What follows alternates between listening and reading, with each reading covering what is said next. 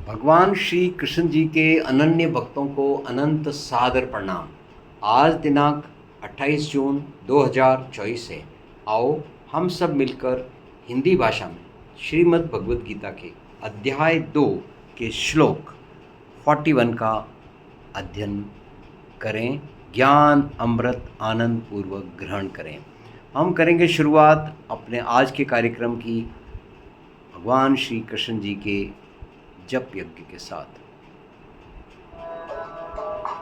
ओम नमो भगवते वासुदेवाय नमः।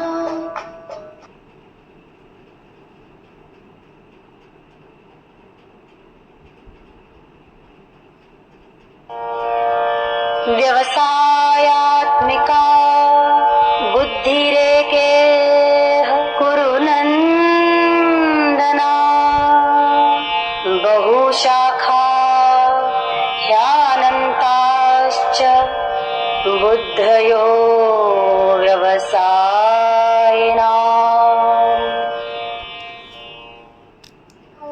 हे कुरु नंदन, व्यवसाय आत्मिका बुद्धि ही एका कुरु नंदन बहुशाखा ही अनंताश्च बुद्धयः अव्यवसायिना। भक्तजनों, हम लोग जिस कर्म योग को करने वाले हैं वह है पृथ्वी पर से इस महान दानव रूपी प्रदूषण को समाप्त करना। ये समस्त प्राणी मात्र को परेशान कर रहा है और उनकी जीवनचर्या को भी एकदम अव्यावसायिक बना दिया है। उनका ध्यान भी बार बार भटक रहा है, वो अपना कोई भी काम सही प्रकार से नहीं कर पा रहे। यह समस्त प्राणी मात्र के लिए एक उदाहरण है। आज से 500 साल के चित्र यदि उस समय वीडियो फोटोग्राफी होती तो मालूम पड़ता कि सभी लोग शांत भाव से जी रहे थे, परंतु आज हर एक प्राणी मात्र का भाव चंचल हो गया है और इस चंचलता का कारण है प्रदूषण। वायु, जल, अग्नि, भोजन, सोच विचार, संस्कृति, ज्ञान, सभी का प्रदूषण। और ये प्रदूषण ही वह महादानव है जिसने सुई की नोक के बराबर भी ज़मीन नहीं छोड़ी है जहाँ प्रदूषण नहीं फैला हो। आओ हम इस बात को अब व्यवसाय आत्मिका बुद्धि ही यानी कि पूरी अपनी जो शक्तियाँ हैं उनको एक इसी महादानव के खिलाफ लगाएं, जिससे कि हम सब की ये चंचलता समाप्त हो और हम शांति को प्राप्त हो, जो कि जीवन की श्रेष्ठतम अवस्था है। आइए इसी बात को हम हिंदी में सुनें।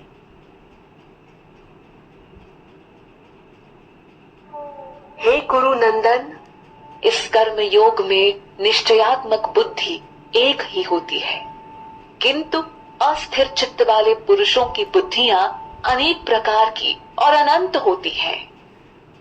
इस प्रकार अनेक प्रकार की और अनंत बुद्धियां हमें विनाश की ओर ले जाएगी और अशांति की ओर ले जाएगी।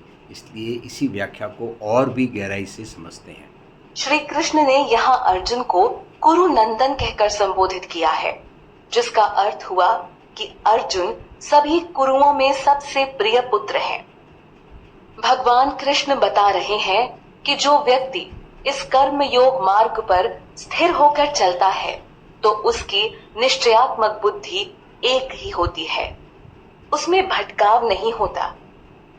ऐसे में व्यक्ति के मन में कर्म और अपने लक्ष्य को लेकर दृढ़ निश्चय होता है। लेकिन कुछ ठीक इसके विपरीत होते हैं, जिन्हें विवेकहीन कहना गलत नहीं होगा, जिनका चित्त हमेशा दुविधा में फंसा रहता है। ऐसे लोगों की बुद्धि कई शाखाओं में फैली होती है, वह अनंत होती है।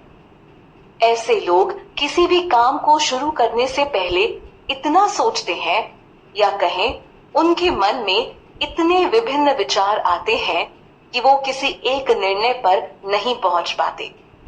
पहुंचते भी हैं तो दूसरा विचार फिर भटकाव पैदा कर देता है।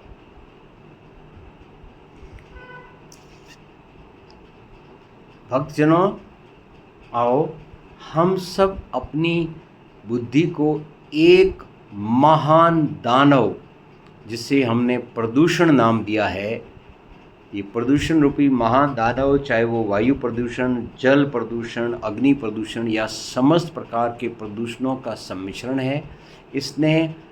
इससे युद्ध करने का एक ही तरीका है, व्यवसाय आत्मिका बुद्धि, यानी कि न केवल प्रति व्यक्ति बल्कि हम सब एकजुट होकर एक टीम बनाकर और इस प्रदूषण रूपी दानव का नाश करें। इस प्रदूषण रूपी दानव का व्यापक प्रभाव यह है कि इसने हम सब की बुद्धि को अनिश्चयात्मक बना दिया है। हम में से हर काम को करने से पहले बहुत गहराई से सोचता है। जब तक वो उस निर्णय पर पहुंच के अपनी पूरी योजना के साथ आगे बढ़ने का होता है, तब तक मन में दूसरा, तीसरा, चौथा विचार आ जाता है और वो इस प्रकार कहीं पर भी कोई भी कार्य नहीं कर पाता है। तो इस महान दानव को तो समाप्त होने का समय ही नहीं है और हम सब लोग इस महान दानव के जो विष फैलाव है उसके तरफ फंसते ही जाएंगे। इसलिए आओ हम सब मिलकर एक बुद्धि होकर एक महान दानव, यानी कि प्रदूषणों का जो ये दानव है, उसको हम समाप्त करें। आज की बात को संगीत की भाषा में हम इस प्रकार समझते हैं। इस मार्ग में नित्य निश्चयात्मक बुद्धि अर्जुन एक है, बहुबुद्धियां बहुभेद युक्त उनकी जिन्हें अविवेक है। आओ हम सब अविवेक से विवेक की ओर बढ़ें और इस युद्ध को जीतें।